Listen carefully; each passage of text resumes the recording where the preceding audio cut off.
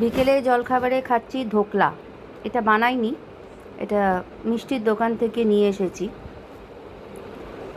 খুব টেস্টি করে ওরা।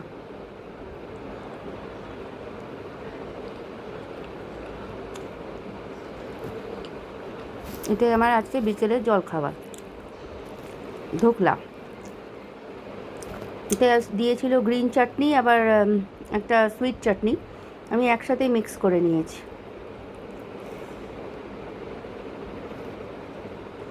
কারি পাত্তা খুব ভালো বানায়, নারকোল আছে এর মধ্যে। এটা ফেমাস এখানকার মিষ্টির দোকান, সেখানে ওরা বানায়। আর মিষ্টির দোকান তো ফ্রেশ, পুরো একদম বাসি না। দেখছেন কীরকম গুঁড়ো গুঁড়ো করে ভেঙে পড়েছে। চলুন আমি এনজয় করি ধোকলাটা। আপনারা কি কি করছেন একটু জানাবেন কমেন্ট করে। Tata, bye bye.